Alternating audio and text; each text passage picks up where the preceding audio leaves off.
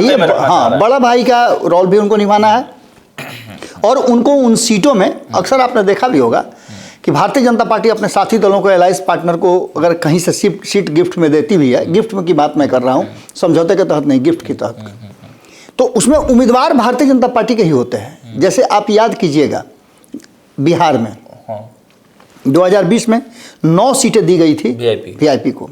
उन 9 सीटों में से उनके 4 विधायक कहाँ हैं? सब भाजपा। उसके अलावे एक बात आप तय मान के चलिए कि भारतीय जनता पार्टी इस बार बिहार में भी उसी तरह का फॉर्मूला लागू करने की तैयारी में है। जिसको जितनी सीटें देगी, उम्मीदवार लगभग उसके वही होंगे जो भारतीय जनता पार्टी के लंबे समय तक नहीं टिकेंगे। अच्छा, 4 साल पहले। 4 साल पहले जी।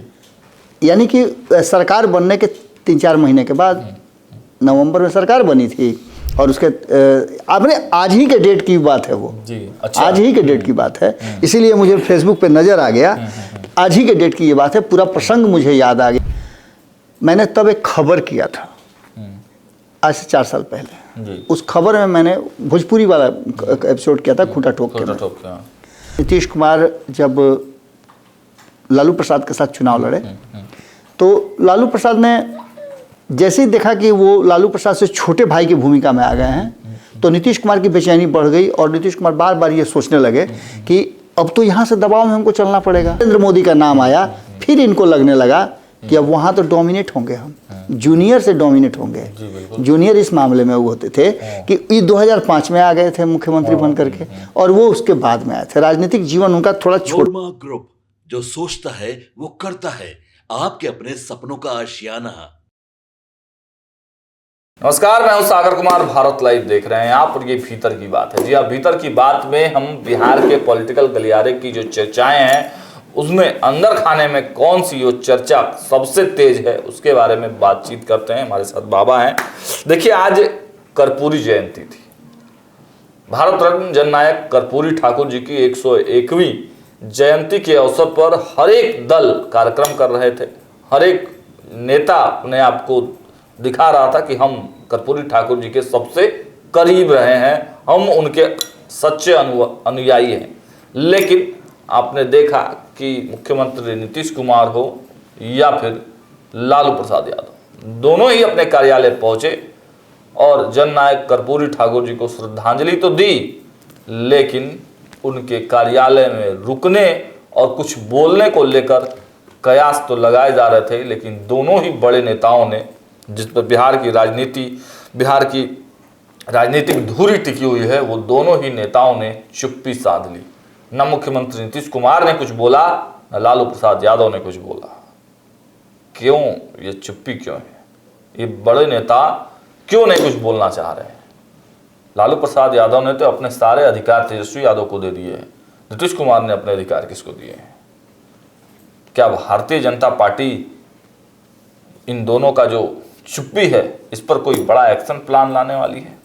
आज केंद्रीय मंत्री भी बिहार आए हुए थे, लेकिन इन सब के बावजूद नीतीश कुमार की चुप्पी टूट नहीं रही है और अंदर खाने में नीतीश कुमार और लालू प्रसाद यादव की जो मिली भगत वाली चुप्पी है उस पर चर्चा जोर हो गया है। उसी पर हम बातचीत करेंगे। हमारे साथ बाबा हैं। बाबा, ये जो चुप्पी है दोनों ही बड़े नेताओं की, ये किस ओर इशारा कर रही है? और खबरें तो यह भी निकल कर आ रही कि नीतीश कुमार को मान मनोबल कराकर थक गया भारतीय जनता पार्टी और उसके लिए मोदी भी आ रहे हैं। सर, ये कहानी जो है भीतर की बात में जो हम लेकर के आते हैं, ये भीतर की बात में वास्तव में भीतर की बात है जी। जब थोड़ा सा इस विषय को बताने से पहले मैं पीछे जा रहा हूँ। 2020 में जब चुनाव हुए थे और परिणाम जब आए थे तो नीतीश कुमार ने अपने लोगों के बीच में, जो हारे थे जो जीते थे, उन लोगों के बीच में एक मीटिंग किया था, समीक्षा की गई थी। उस समीक्षा के बाद जब नीतीश कुमार निकले थे तो मीडिया से उन्होंने सबसे पहला बयान जो दिया था वो था कि कौन दोस्त कौन दुश्मन था पता ही नहीं चला। मैंने तब एक खबर किया था आज से 4 साल पहले। उस खबर में मैंने भोजपुरी वाला एपिसोड किया था, खूंटा ठोक के। उस खबर में मैंने 4 लाइन लिखा था। अच्छा। और मैंने तभी ये बात कह दी थी कि नीतीश कुमार इस गठबंधन में, यानी एनडीए गठबंधन में बहुत लंबे समय तक नहीं टिकेंगे। अच्छा। 4 साल पहले। 4 साल पहले जी। यानी कि सरकार बनने के 3-4 महीने के बाद नवंबर में सरकार बनी थी और उसके आपने आज ही के डेट की बात है वो जी। अच्छा। आज ही के डेट की बात है, इसीलिए मुझे फेसबुक पे नज़र आ गया। आज ही के डेट की ये बात है, पूरा प्रसंग मुझे याद आ गया और मैं खबर कर रहा था। उसी बीच की एक तस्वीर भी आप देख रहे होंगे। जी जी जी। मैंने लिखा था कि आँख के पानी में उफान होला, आँख के पानी में उफान होला जब दोस्ती जियान होला। वाह वाह। आँख के पानी में उफान होला जब दोस्ती जियान होला, यारी में नफ़ा नुकसान ना होला। यारी में नफ़ा नुकसान ना होला, यार बिनु जियल मुहाल होला। इसके पीछे की बात मेरी जो मंशा थी, जो मैंने पूरा वो एपिसोड किया था, उस एपिसोड में मैंने ये बताया था कि आखिर नीतीश कुमार क्यों छोड़ेंगे भारतीय जनता पार्टी का साथ। इसका उदाहरण मैंने दिया था 2015 वाले हिसाब से। अच्छा। कि 2015 में नीतीश कुमार जब लालू प्रसाद के साथ चुनाव लड़े तो लालू प्रसाद ने जैसे ही देखा कि वो लालू प्रसाद से छोटे भाई की भूमिका में आ गए हैं, तो नीतीश कुमार की बेचैनी बढ़ गई और नीतीश कुमार बार बार ये सोचने लगे कि अब तो यहाँ से दबाव में हमको चलना पड़ेगा, जो कहेंगे वो मानना पड़ेगा। किसी तरह से सर्वाइव उन्होंने मैंने 2 साल से कम ही, मैंने 20-22 महीने तक किसी तरह सर्वाइव किया। लेकिन उस सर्वाइव करने के दौर में भी उनकी बेचैनी बढ़ती रही और अंततः उन्होंने 2017 में पाला बदल लिया। बिल्कुल यही बात हुई थी 2010 में। अच्छा। 2010 में नीतीश कुमार बड़े भाई बने थे, 115 सीट जीत करके आए थे। मात्र 7 सीटों की उनको ज़रूरत थी बहुमत के लिए, फिर भी भारतीय जनता पार्टी के साथ उन्होंने ईमानदारी के साथ काम आगे बढ़ाया। लेकिन 2013 में जैसे ही नरेंद्र मोदी को, तब तक तो ये था कि नीतीश कुमार सर्वमान्य नेता थे और अटल बिहारी वाजपेयी और आडवाणी को इन्होंने अपना नेता मान लिया था, क्योंकि इनकी पार्टी में नहीं थे और ये अपनी पार्टी के कर्ता धर्ता सर्वे सर्वा थे। और चूंकि ये बिहार में थे इसलिए वहाँ से ऑर्डर नहीं मानना पड़ता था। लेकिन जैसे ही नरेंद्र मोदी का नाम आया, फिर इनको लगने लगा कि अब वहाँ तो डोमिनेट होंगे, हम जूनियर से डोमिनेट होंगे। जूनियर इस मामले में वो होते थे कि ये 2005 में आ गए थे मुख्यमंत्री बन करके और वो उसके बाद में आए थे। राजनीतिक जीवन उनका थोड़ा छोटा था इनसे, हालांकि अनुभव उनका बहुत बड़ा था। वो आरएसएस में रहे और भी बहुत सारा प्रचारक का काम किया, लेकिन हाँ पद के हिसाब से वो थोड़ा सा पीछे थे। इसको लेकर के नीतीश कुमार को लगा कि कहीं ऐसा नहीं कि प्रधानमंत्री बन जाए तो फिर ऑर्डर तो मानना पड़ेगा ना।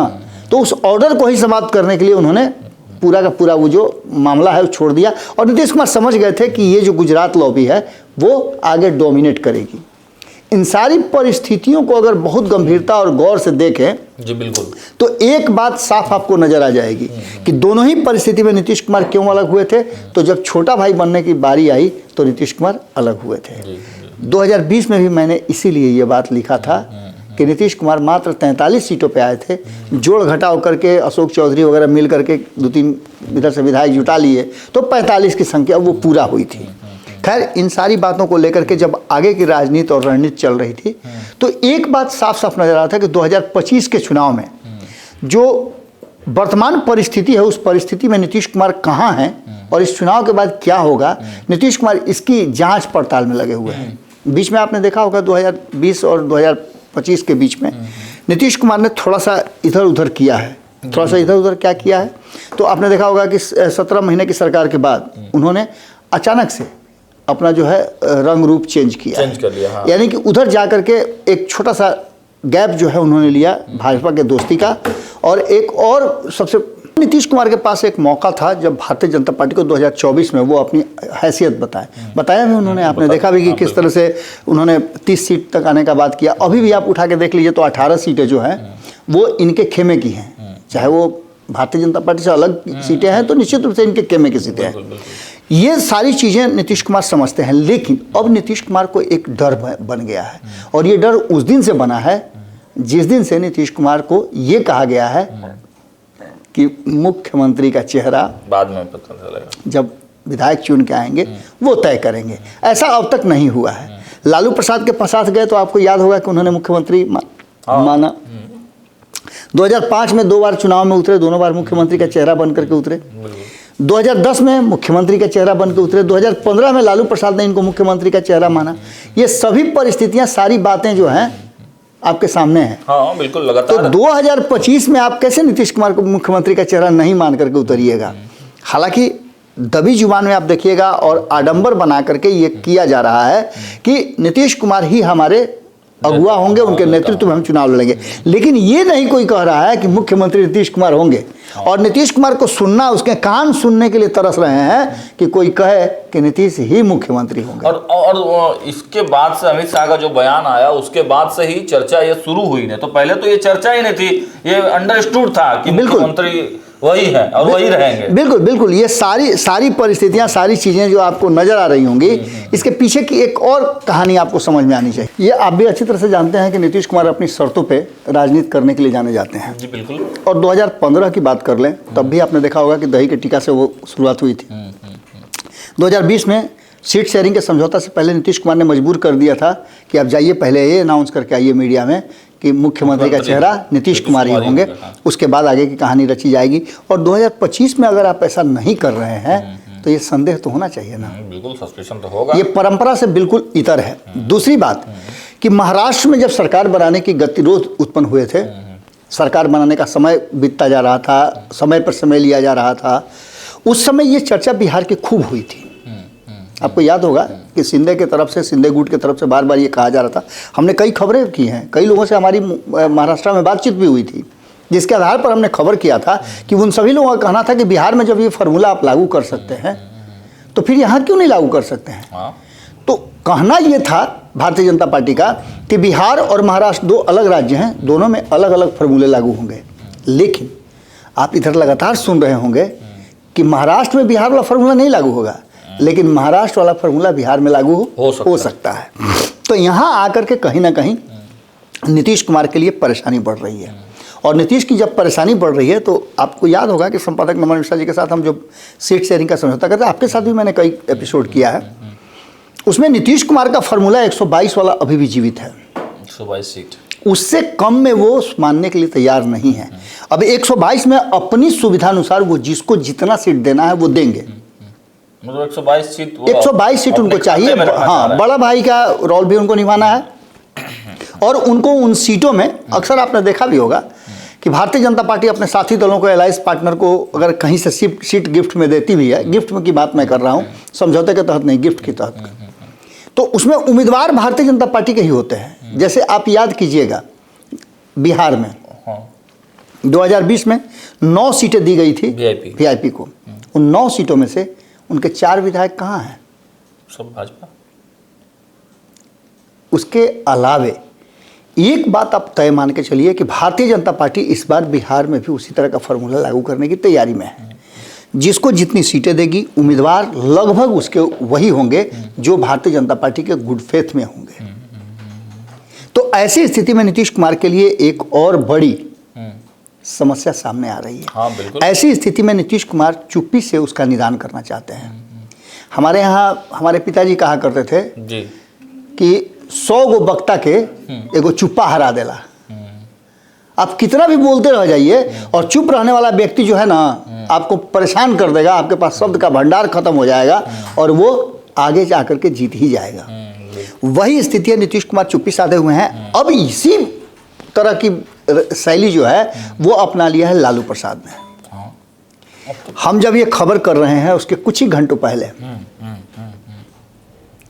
नीतीश कुमार कार्यालय पहुंचते हैं। यही वो नीतीश कुमार ना है जो पिछले साल कितना उत्साहित थे, मंच पर अखाड़ रहे थे। बिल्कुल बिल्कुल। पहले से तय था कि कर्पूरी जी को क्या इस साल चुनावी साल है, क्या इस साल ये कार्यक्रम उतना भव्य नहीं होना चाहिए था? होना चाहिए था ना। होना चाहिए। पिछली बार हुआ था वेटनरी ग्राउंड में, इस बार ये गांधी मैदान होना चाहिए था। बिल्कुल होना चाहिए था, क्योंकि उससे भव्य ना होना चाहिए था। भाई 1 साल हो गया, भारत रत्न मिला, ये सब कुछ जबकि आपको पता नहीं था, तब भारत रत्न आपको मिल गया। उससे पहले आप तैयारी कर चुके थे और भारत रत्न मिल गया तो क्यों नहीं तैयारी कर रहे हैं? जबकि उनके पुत्र को मंत्रिमंडल में भी जगह दे दिया है मोदी ने। बिल्कुल दे दिया। लेकिन खैर ये सब सांकेतिक था, ये प्री प्लान था और उस प्लान का रात में अनाउंसमेंट होना था, पता था, सब कुछ पहले से सेट था कि ऐसे हम लोग आगे रणनीति बनाएंगे और 35% जो 36% जो अति पिछड़ा समाज का वोट है वो वोट वो अपनी तरफ खींचेंगे। जिसमें वो सफल भी रहे और जो चुनाव हुआ लोकसभा का उसमें फायदा मिला। इसमें कोई दौर नहीं, आंशिक रूप से ही मिला हो, उसमें बहुत सारे क्लू लू फॉल्स भी है, उसकी भी चर्चा हम कभी करेंगे। लेकिन अब जो वर्तमान परिस्थिति बनी है उसमें नीतीश कुमार की चुप्पी और लालू प्रसाद ऐसा नेता जो मीडिया फ्रेंडली है, मीडिया को देखते ही वो उनको बोलने की जरूरत नहीं होती, लगता है जैसे कोई स्विच टिप दिया और लाउड स्पीकर बजने लगा। मीडिया को देखते ही कुछ ना कुछ कह ही देते हैं। लेकिन आज आप लोग का माइक ठूंसते रह गए, आप लोग पूछते रह गए, भीड़ लगा दिए, बहुत प्रयास किए, गाड़ी के अंदर तक माइक चला गया, लेकिन लालू प्रसाद ने एक शब्द नहीं कहा। और यही बात नीतीश कुमार ने भी किया। यानी कि 100 वक्ता जो है उसको एक चुप्पा हराता है। अब इसके बाद अब आप गुना भाग करते रहिए। इसके पहले जो मेरी जानकारी है कि नीतीश कुमार जब कार्यालय पहुंचे, उन्होंने छोटे से अंतराल के लिए एक छोटी सी मीटिंग अपने कोर टीम के लोगों से की। आज फिर से एक बार जो हम कह रहे थे वो बातें भी नजर आई कि वशिष्ठ नारायण सिंह से एक बार फिर से उनका आत्मीयता लगाव हुआ। और किसी के साथ कोई इंटरेक्शन हो या नहीं हो, हाथ हिला करके सबको अभिवादन एक साथ कर दिए हों, लेकिन वशिष्ठ बाबू के साथ, वशिष्ठ दादा के साथ आज भी उन्होंने इंटरेक्ट किया। यहाँ से अब आगे की बात, अब आगे चलिएगा तो आपको एक बात सीधे सीधे तौर पे समझ में आएगा। एक तरफ नीतीश कुमार, दूसरे तरफ लालू प्रसाद, ये दोनों की चुप्पी और तेजस्वी यादव का अचानक से एग्रेसिव हो जाना, समीकरणों की बात करना और फुलपरास में जिस तरह से उन्होंने कार्यक्रम एक बड़ा भव्य कार्यक्रम किया, भव्य कार्यक्रम हुआ है, बहुत भव्य कार्यक्रम हुआ है। उस कार्यक्रम में भीड़ देख करके आपको अंदाजा लग जाता है, भीड़ तो उनकी सभा में होती ही है। हाँ, लेकिन देवेंद्र यादव आज पूरा गर्म थे, तेजस्वी यादव। हाँ, तो ये तो सिक्के का एक पहलू है जहां आकर के भारतीय जनता पार्टी की बेचैनी कहीं ना कहीं इन दोनों नेताओं ने चुप्पी साध करके कर दी है कि क्या भीतर ही भीतर कुछ पक रहा है। 2 दिन पहले से एक ऐसे ही बिहार के पत्रकार हैं, उन्होंने तो पूरा इतिहास भूगोल कहना शुरू कर दिया कि हमको पता है कि गए थे दोनों मिल करके, पिछले दरवाजे से गए थे, अगले दरवाजे से गए थे। यानी पूरी कहानी जो उन्होंने कही, इसका एक अलग सस्पिशन पैदा हो गया है। ये भारतीय जनता पार्टी को निश्चित रूप से परेशान कर रही होगी। कुछ लोग अब सब सुरक्षा हटवा दी। बिल्कुल, थोड़ी देर के लिए ये तो मेरे पास भी खबर आई थी, मेरे तक भी एक खबर आई थी। आपको याद होगा कि 2 खबर मेरे पास, एक खबर जो शक्ति सिंह यादव वाली थी कि चलवाइए खबर, माध्यम से, किसी माध्यम से मेरे पास भी आई थी। दूसरी खबर ये जो परसों वाली है, मेरे तक भी आई थी कि कुछ देर के लिए दोनों के यहाँ से सुरक्षा हटा लिया गया था। मनीष वर्मा वाला भी खबर, हाँ, मनीष वर्मा वाला खबर भी एक प्लांटेड कराया गया था, उसी की मैं चर्चा कर रहा था। तो ये सभी बातें कहीं ना कहीं इस तरफ इशारा कर रही हैं कि क्या भीतर में कुछ पक रहा है। और नीतीश कुमार को यदि 122 सीटें नहीं मिलती है तो निश्चित रूप से पकेगा ही पकेगा, आप इस बात को इनकार नहीं कर सकते हैं। 122 सीट नहीं मिलेगा तो जी, एकदम निश्चित पकेगा, क्योंकि नीतीश कुमार उससे कम में, नीतीश कुमार को ये सिक्योरिटी चाहिए। पहली सिक्योरिटी मुख्यमंत्री की कुर्सी का अनाउंसमेंट आपको करना होगा। दूसरी सिक्योरिटी सीट 121 में आप जिसको देना है दीजिए ना। 121 का मतलब होता है बहुमत से एक कम, यानी सभी सीटें भी आप जीत जाइएगा तो बहुमत से एक कम रहिएगा, लेना पड़ेगा। निश्चित रूप से ऐसा तो हो नहीं सकता है कि 121 में से 121 आप जीत जाइएगा, कहीं तो कमजोर कड़ी होइएगा और बाकी दूसरा जीत जाएगा। नीतीश कुमार 121 में से जितना आपका कम होगा तो या तो नीतीश से पूरा करना पड़ेगा या विरोधी से करना पड़ेगा। तो विरोधी कौन है? लालू प्रसाद। और लालू प्रसाद आपको समर्थन देंगे नहीं, ना लालू देंगे ना कांग्रेस देगी, ना तो लेफ्ट देगी। ऐसी स्थिति में आप समझ सकते हैं कि नीतीश कुमार का ये दाव किस तरफ जा रहा है। भारतीय जनता पार्टी इस बात को अच्छी तरह से समझ रही है और नीतीश इस फार्मूले से टस से मस नहीं होंगे। यानी कि पूरी कहानी का जो नटसेल में है वो यही है कि एक शब्द जो यहाँ तक कि आप समझिएगा कि संट करके अमित शाह को मोदी ने एक मैसेज देने की कोशिश की कि अब तो बोलिए प्रभु, अब तो नहीं जाने दे रहे हैं, लेकिन उससे भी बात नहीं फरियाया। तो अंततः खुद नीतीश कुमार से फरियाने के लिए मोदी आ रहे हैं। आज ही के डेट, अगले महीने की 24 तारीख को मोदी बिहार आ रहे हैं और बिहार आकर के ये संभावनाएं ज़्यादा व्यक्त की जा रही है कि मोदी के साथ नीतीश कुमार भी मंच साझा करेंगे। लेकिन इस लेकिन को आज 1 महीना पहले बता रहे हैं। अगर नीतीश कुमार उस दिन उंगली में, कानी उंगली में दर्द का बहाना कर दिए। जैसा कि आप देखिएगा कि जो इन्वेस्टर मीट था उसमें किए थे। जैसा कि आप देखिएगा कि प्रगति यात्रा पर है, इसलिए भारतीय जनता पार्टी का इतना बड़ा ओकेजन था, पीठासीन अधिकारियों का, उससे इनकार कर दिया। ऐसे कई ओकेजन हुए हैं जिसमें वो कानी उंगली में दर्द की बात करते हैं। अगर ये कानी उंगली की दर्द 24 फरवरी को भी हो गई तो इसके मायने आप अच्छी तरह से समझिएगा कि इसके मायने क्या हो सकते हैं। दिल्ली चुनाव प्रचार में जाने की पूरी प्लानिंग बन गई थी, पूरी तैयारी हो गई थी, लेकिन अचानक से वो दही चूड़ा वाला जो कार्यक्रम हुआ, उस दही चूड़ा के कार्यक्रम से निकल करके जो बातें आई, ऑफ द रिकॉर्ड आई, ऑन द रिकॉर्ड नहीं आई। खास करके अमित शाह ने बहुत संयम बरतते हुए ये बातें अगर कही भी तो ये ऑफ कैमरा कहा कि नहीं वो तो नियम है ना, उस नियम के तहत बनेंगे, उसमें कोई दिक्कत नहीं है। तो सीधे तौर पे नीतीश कुमार को अब वहीं जाकर के फरियाना है, और नीतीश कुमार को जब तक ये बातें नहीं कह दी जाएगी नीतीश कुमार मानेंगे नहीं। नीतीश कुमार को समझाने के लिए कई लोगों को, कई तरह की योजनाओं को, कई बातों को नरेंद्र मोदी लगातार सब राज्यों से ज़्यादा बिहार को दे रहे हैं। इसके दो कारण हैं। पहला ये कि नीतीश कुमार को खुश करना, जबकि वास्तविकता यह है कि नीतीश कुमार भारतीय जनता पार्टी के या केंद्र सरकार के किसी भी योजना से खुश नहीं होते हैं। वो अपनी योजना पिछले साल तक तो हमने देखा है 2024 के चुनाव से पहले कि केंद्रीय योजनाओं को जिसकी चर्चा आपने कभी उपेंद्र कुशवाहा से सुनी होगी, कभी भारतीय जनता पार्टी के नेताओं से सुनी होगी। उपेंद्र कुशवाहा तो एनडीए में रह करके ये बात कहते थे कि भाई केंद्रीय योजनाओं को लागू करने में नीतीश कुमार कोताही बरतते हैं, अपनी योजनाओं पर ज़्यादा फोकस करते हैं, होना भी चाहिए। नीतीश कुमार ने कई बार मीडिया के सामने कहा है कि वो लोग का तो खूबे दिखाते हैं, हमारा कहाँ दिखाते हैं आप लोग। ये तेजस्वी यादव के साथ थे तो इन लोगों ने कहा भी था कि हम योजना हमारी रहे लेकिन हम 90 और 10 वाले फॉर्मूले से काम करना चाहते हैं। बिल्कुल बिल्कुल बिल्कुल। ये सभी परिस्थितियां इस बात की तरफ इशारा करती है कि केंद्रीय नेतृत्व जो है भारतीय जनता पार्टी का, उसमें खलबली मची हुई है, उसकी बेचैनी बढ़ी हुई है, और इस तरह से उसका फ्यूज उड़ा हुआ है कि वो रिपेयर होने वाला फ्यूज नहीं है, नया फ्यूज लगाइएगा तब ये प्लग काम करेगा, समझे। अब ऐसी स्थिति में ये प्लग लगाने के लिए प्रधानमंत्री नरेंद्र मोदी खुद आना चाहते हैं। अब देखना ये भी होगा कि प्रधानमंत्री आते हैं तो क्या कुछ निकल के सामने आता है। अब उसमें नीतीश कुमार की उपयोगिता रहती है। नीतीश कुमार उस मंच पर साझा करते हैं कि नहीं करते हैं। अगर करते हैं तो ये मान के चलिएगा कि अनाउंसमेंट होगा कि 122 सीट पर नीतीश कुमार लड़ेंगे, और उस मंच से ये भी करेंगे अरे नीतीश कुमार ही हमारे मुख्यमंत्री होंगे। ये सब पहले से तय हो जाएगा, तब वहीं नीतीश कुमार जाएंगे, वरना नहीं जाएंगे।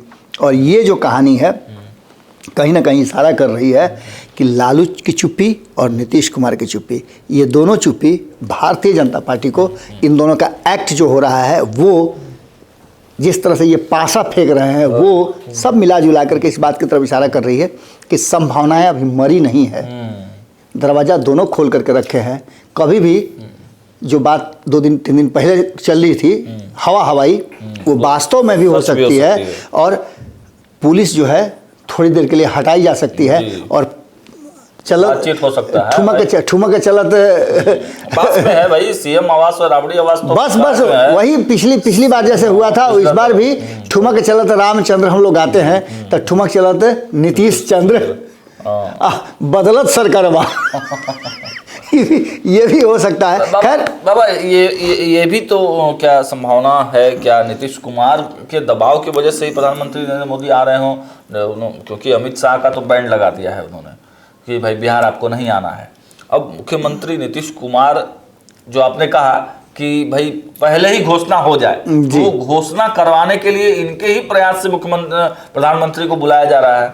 देखिए, आप शादी ब्याह में देखे हैं कभी दूल्हा के रूसने वाला कहानी? तो दूल्हा रूसता है ना, तो उसके जो रिश्तेदार होते हैं वो कहते हैं कि थोड़ा और टाइट रहो, ना तो मिल जाइए अब खेली, थोड़ा और टाइट रहो, मिल जाइए अब खेली। अब देखे ना, जीजा उजा होते हैं, चढ़ाते रहते हैं, चुप चुप अभी मत खाना, एक भर के सिकड़ी की बात हो गया है, 2 भर का चाहिए, थोड़ा सा और टाइट रहो। और लड़का जो है छान पघा तुराता है। वही हाल नीतीश कुमार का मान मनोबल चल रहा है, और गोतिया पटदार जितना उनके हित नाता है वो सब उनको चढ़ा रहे हैं कि नहीं थोड़ा सा और, थोड़ा सा और, थोड़ा सा और, थोड़ा सा प्रेशर बढ़ रहा है। देखिए, फैक्ट यही है कि भारतीय जनता पार्टी को भले ही नीतीश कुमार सत्ता हस्तांतरित करके दे दें, अलग बात है, भारतीय जनता पार्टी छीन ले, अलग बात है, लेकिन नीतीश कुमार के रहते हुए भारतीय जनता पार्टी को अगर नीतीश कुमार के साथ रहना है, बिहार की गद्दी पर रहना है, तो नीतीश कुमार की शर्तों पे ही उनको मानना पड़ेगा। समझा बुझा के, रिक्वेस्ट करके, पुल्हा के, जैसे नहीं पुचकार उचकार के काम किया जाता है, उस तरह से नीतीश कुमार को रखिएगा तो सब ठीक है, नहीं तो नीतीश कुमार के तो आपको पता ही है, रास्ता तो खुला ही है, दरवाजा तो खुला ही है। देखिए, भीतर की बात में बाबा ने वास्तविक रूप से जो बिहार की राजनीति के भीतर की चर्चाओं के बारे में व्याख्यान किया है। और देखिए, साफ साफ ये सारे संकेत और सारे जो पॉलिटिकल घटनाक्रम हो रहे हैं वो स्पष्ट रूप से यही बता रहे हैं कि मुख्यमंत्री नीतीश कुमार अब अपने लिए एकदम ऐसा रास्ता खोज रहे हैं जहां से उनके मुख्यमंत्री बनने की दिशा में कहीं कोई कंफ्यूजन ना हो, कोई खेल भंडोल ना हो, कोई दिक्कत ना हो। हर मुद्दे पर, हर स्थिति पर वो जांच पड़ताल करके ठीक ढंग से क्लियर कट ये कर लेना चाहते हैं। और इसीलिए शायद 24 तारीख को जब अगले महीने में प्रधानमंत्री नरेंद्र मोदी आएंगे और मंच से वो तस्वीरें देखेंगे तो आपको ये क्लियर पता चल जाएगा कि आज बाबा ने जो बातें बताई हैं वो वास्तविक रूप से बिहार की राजनीति में यही बात चल रही थी। फिलहाल इस वीडियो में इतना ही। देखते रहिए भारत लाइव। बहुत बहुत धन्यवाद। आपके सपनों को हमने सजाया है, ई होम्स पैनोरमा को हमने बनाया है। ई होम्स मेरा एक सपना था जिस पे मैं पिछले 4 साल से काम कर रहा था। हमने जो बनाया है वो सबने है माना। ई होम्स पैनोरमा में हो आपका भी आशियाना। और फाइनली हमने 2021 में इस प्रोजेक्ट को लॉन्च किया। बहुत लोग अप्रिशिएट कर रहे हैं कि पूर्णिया जैसे शहर में, बिहार के, एक तो बिहार की बात करें उसमें भी पूर्णिया जैसे छोटे जगह में इस तरह का लाइफस्टाइल देना, ये सुन के हम लोगों को बहुत अच्छा लगता है। ई होम्स में हमने कुछ और भी किया है, जैसे हम जिस जगह में रह रहे हैं हमारे फैमिली सिक्योर हो, उनको सिक्योरिटी का ध्यान में रखा है। आपकी सुविधा और सुरक्षा आपके लिए खास है, ये आपका विश्वास है। इसमें आर्टिफिशियल इंटेलिजेंस का 7 लेयर सिक्योरिटी का हमने इस्तेमाल किया है। लस ग्रीन कैंपस को बनाया है। यदि हमारा बाउंड्री वाल है तो वो वर्टिकल गार्डन है। ये जितनी भी फैसिलिटी होता है एक इंटरनेशनल टाउनशिप में ई होम्स है, ये हम लोग विश्वास नहीं कर पा रहे हैं। जो भी हमारे मित्र, दोस्त या जो भी हमारे बाहर के बाहर आते हैं तो हम लोगों को बहुत अच्छा सुनने को मिलता है और बहुत अच्छा क्रेडिट मिल रहा है। वो सारा हमने सिर्फ एक बिल्डिंग नहीं बनाया, हमें एक बहुत अच्छा लाइफस्टाइल दिया ई होम्स में। और मेरा एक सपना था जिसको मैं आज फुलफिल होते हुए देख पा रहा हूँ। ये आपका आवास है। ई होम्स पैनोरमा में अब आपका निवास है। E homes panorama, luxurious lifestyle redefined. Panorama group, जो सोचता है वो करता है। अगर ये वीडियो पसंद आई और वह बिहार के राजनीति और बिहारियत से सरोकार रखेनी तो सब्सक्राइब बटन दबा के चैनल के सब्सक्राइब कर ली। ओजे एगो घंटी बा, ओकरा बटन दबा देला से कुल सटीक और मारक खबर रुआ मुफ्त में मिल जाई। अगर रुआ पत्रकारिता के हमनी के नया प्रयोग में सहयोग कर चाहतानी तो ज्वाइन बटन दबा दी। पेटीएम नंबर नोट कर ली 9386 816 700।